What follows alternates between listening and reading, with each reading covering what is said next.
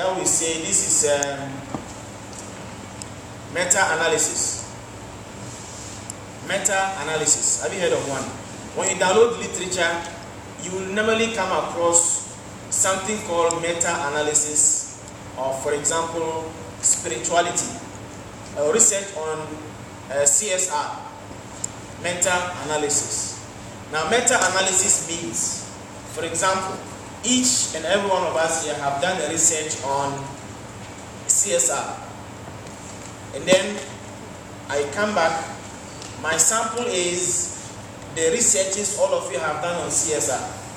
So I'm looking at the analysis of your analysis. Do you get it? Yeah. The analysis you have done. Now I'm looking at the high level, the analysis of your analysis. We call this meta-analysis. Now doing meta-analysis is also called multi-level analysis. Higher level of analysis. In that case, it says we're going to have more than one unit of analysis. One meta-analysis, they did it on spirituality. They look at how people study spirituality across religions.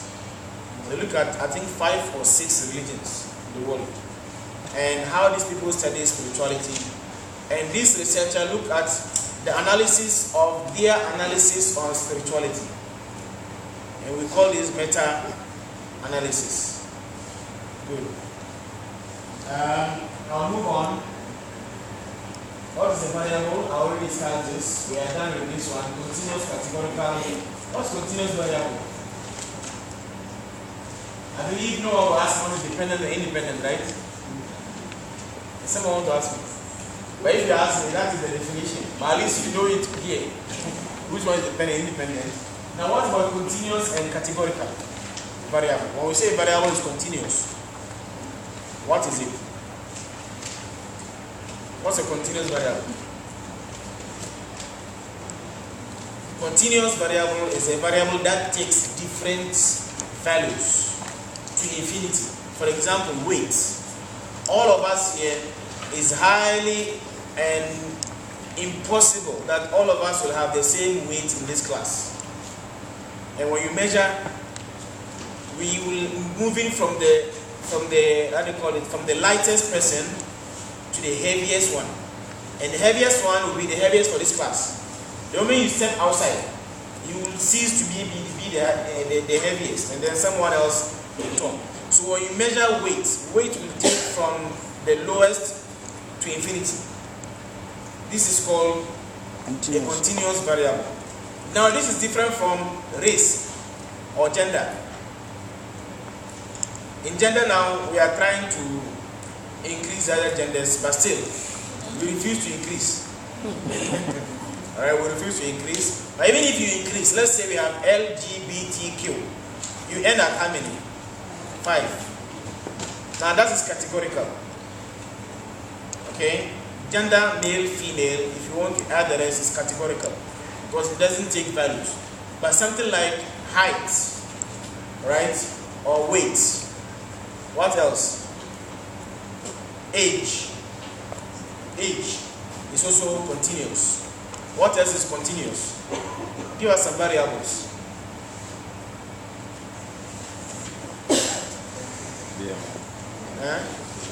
People are so tired. Examinable. Examinable is coming. Yeah, try to, it's not easy. Yeah, time. Good. Time can be continuous. Actually, you know that it can be. It is. This is a continuous variable. Categorical variable. We have gender. What else? We have race. Religion. Sorry. Age. Age. No, age is continuous. Religion. Age is continuous. Sorry. Religion. But then you see, I agree with you with age. Age can be continuous. It can be categorical. Depending on the research. Good. You mentioned something? Religion. Religion. Religion, is it categorical or continuous? Categorical. It's categorical. Very good. Religion is categorical.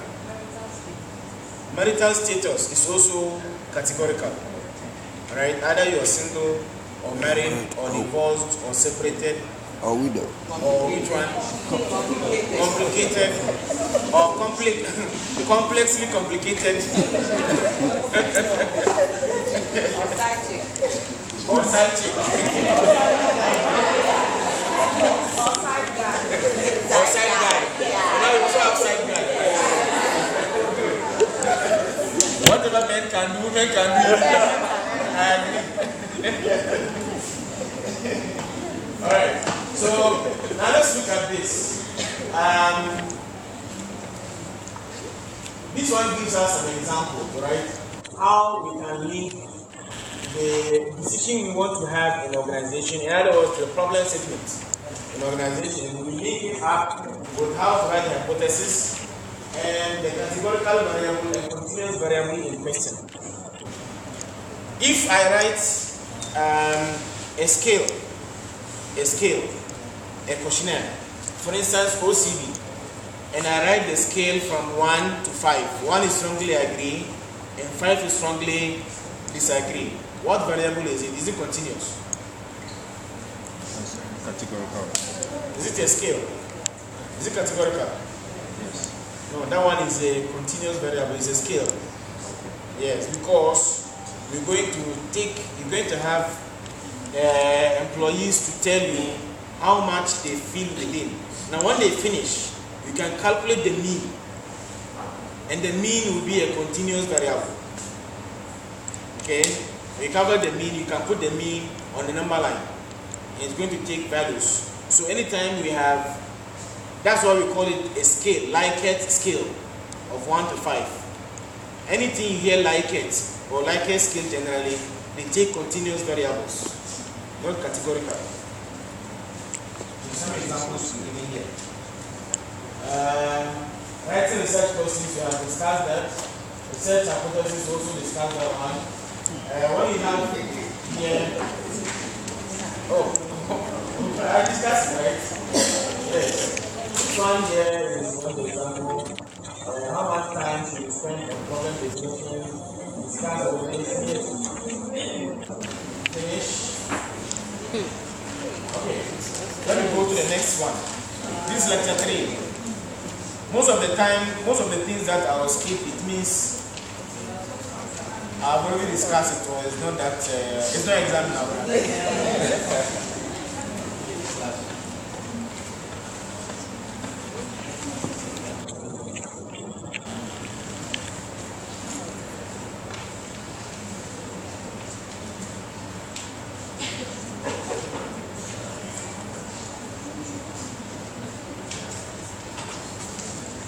So whilst this thing is thinking to open, any questions so far?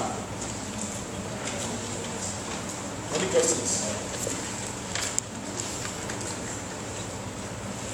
Okay. What's going on?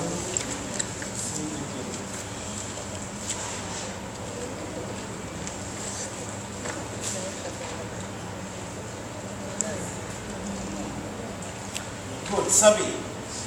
Now, survey is what I wanted to do the last time. People told me they were not, the hard disk is not taking anything new. So, I'm going to discuss that on the board and I'll come to the slides. Okay, now look at this one here. We are going to do chapter 3. Chapter 3, and if you have the, do you have the, what do you call it, the outline that I gave before? 3.1, 3.2, 3.3. Do you have it? Yes. During the class weekends, we did chapter 1 and 2. Yes. Do you remember? Yes. Yes. So now we're going to look at the chapter 3. The chapter 3. The chapter 3 will have one full question in exam.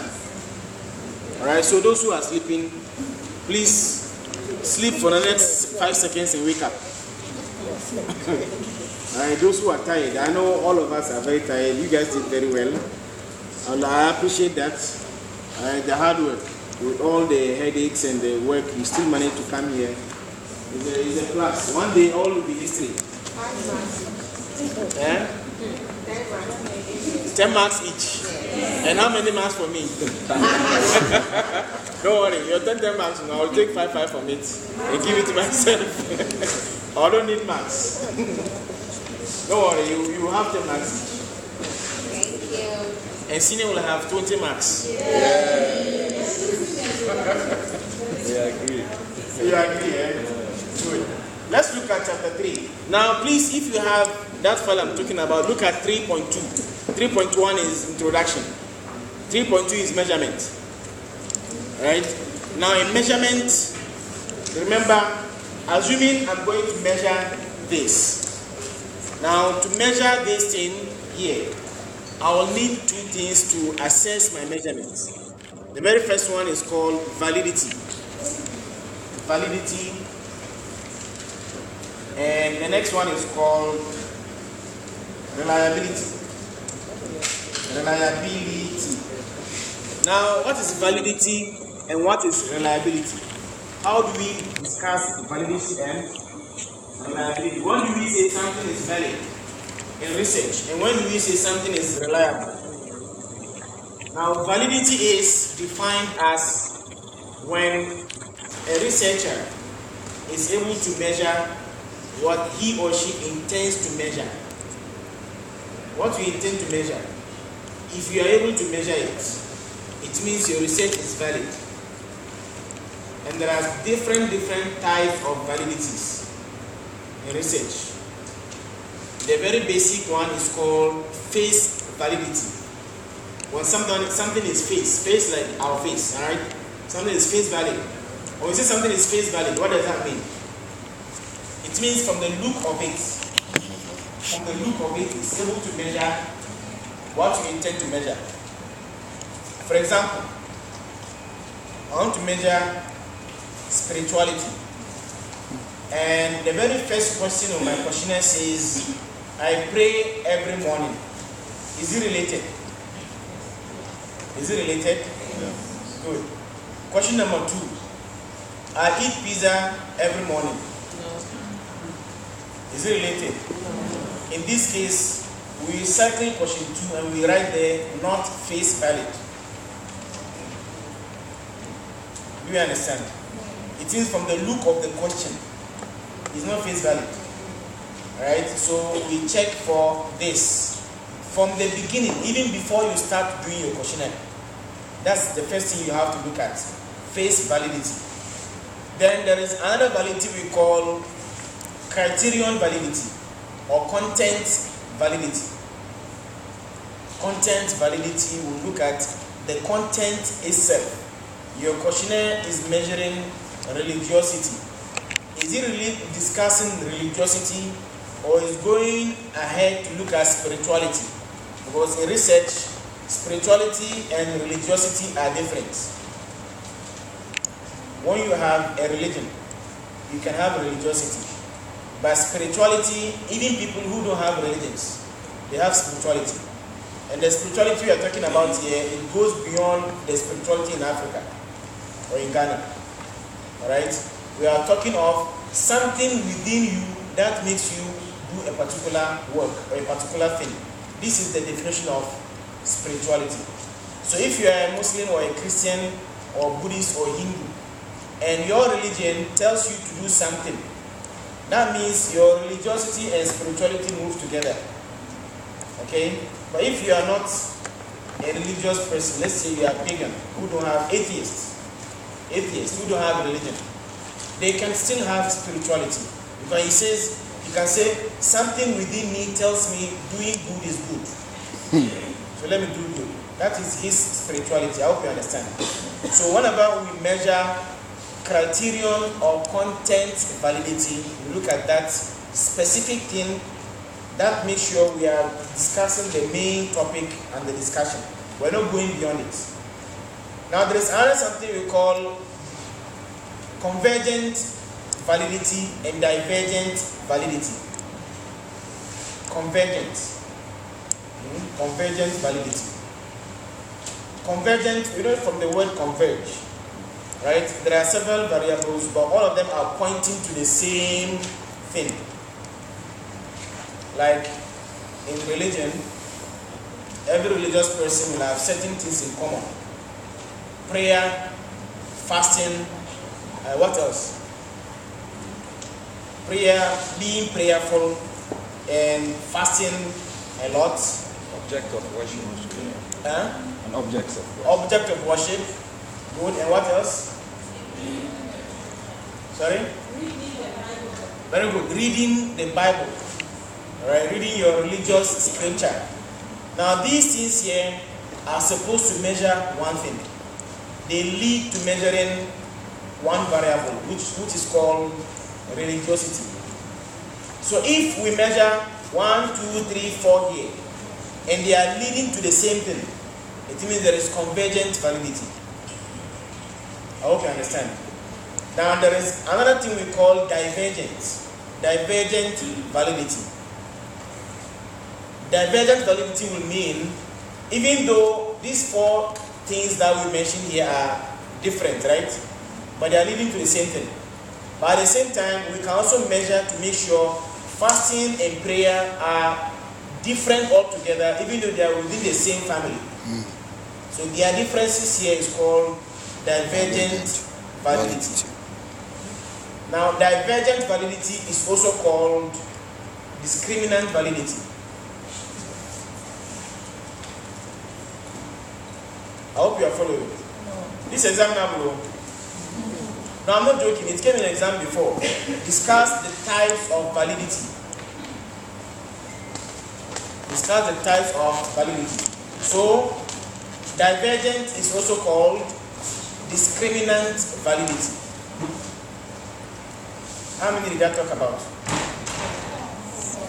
4. 4, right? In exam, we ask you for 5. So go and look for the other one. No, it's in the slides. It's in the slides. Hey. It's in the slides. No, there are about 6 in the slides. I'm not discussing them so that when I get there, I can go next, and we are done. Alright, we don't spend more time. Sorry? Huh? Oh, it is. It's coming in the exam. We're going to ask you to discuss validity and reliability. That's the question. Actually, that's not the question. That looks like the question. Alright? The question comes, it came before an exam, and it's possible it can come because anytime we discuss methodology, these are the key things we are looking for in every research. This is what makes your research different from the newspaper. Because the newspapers sometimes, they may not have validity and reliability measures. But in every research, if you come in and someone asks you, are you sure that the research you have done is valid? You should be able to answer. So when you answer, the next question is, what validity did you assess? Did you assess face validity? Yes. How did you do it? Then there will be a question on that. It's on the slides. Are we clear on validity? Should I go to reliability? Yes. Just a quick question. You mentioned that I'm citing the example you gave, like the eating pizza. Eating pizza, like in the morning. Okay. Yes. Yeah. So, for instance, if in my religion, eating pizza is a way to prove my spirituality, does it fall under content? Very good question. I like that. You see, your question leads me to something I wanted to say, and I nearly forgot, but you reminded me too. If eating pizza, I mentioned it earlier as an example, our prayers, right? If eating pizza is part of the rituals in your religion, does that make it valid? Yes, it makes it valid. Good. Now it leads me to something I wanted to say. There are some research that use disguised questions. And in disguised questioning, even in HR, when you come to interviews, recruitment, and selection, during interview, sometimes in HR we can ask a question, but behind the question it has a meaning, but you don't know. For instance, we ask a question, or during interview you come, we shake hands, smiling, laughing, and I said, wow, I see that you like jazz, right?